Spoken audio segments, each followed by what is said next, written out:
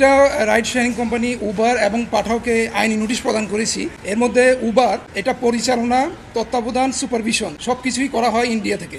আর বাংলাদেশে তাদের কিছু এজেন্ট রয়েছে, এদের কাজ হচ্ছে মূলত ওই টাকা পয়সা কালেকশন করা। তো এদের কাজ কি? এদের কাজ হচ্ছে যে রাইড শেয়ারিং বিধিমালা 2017 অনুযায়ী একটা রাইড শেয়ারিং কোম্পানি সেটা 1 লক্ষ টাকা 1 লক্ষ টাকা দিয়ে একটা এনলিস্টমেন্ট সার্টিফিকেট নেবেন। সেই সার্টিফিকেট নিয়ে তারা এখানে 1 বছর ব্যবসা পরিচালনা করবে। 1 বছর অতিক্রান্ত হওয়ার পরে প্রতি বছরের জন্য 10,000 টাকা করে তারা দিবেন ব্যবসা পরিচালনা করার জন্য। কিন্তু দেখা গেছে রাইড শেয়ারিং বিধিমালা 2017 কোনো নির্দেশনা না থাকা সত্ত্বেও তারা বাংলাদেশে যে তাদের স্টেক হোল্ডার রয়েছে প্রায় এখানে 1.5 লক্ষ ভেহিকেলস, এই গাড়ির মালিক, ড্রাইভার এদের কাছ থেকে 20 থেকে 25% কমিশন, বুকিং ফি, সার্ভিস চার্জ, ট্যাক্স, ভ্যাট ইত্যাদি বাবদ তারা টাকা কেটে নিয়ে যাচ্ছে। অর্থাৎ একজন মালিক বা ড্রাইভার যদি দৈনিক 3,000 টাকা ইনকাম করে সেখান থেকে কমপক্ষে 1,000 টাকা তারা কেটে নিয়ে যাচ্ছে। এইভাবে বিগত বছরগুলিতে আমরা ক্যালকুলেশন করে দেখেছি অন্তত 30 থেকে 40,000 কোটি টাকা তাদের পকেটে গেছে। তো আমাদের কথা হচ্ছে যে আমাদের দেশে যেমন আমরা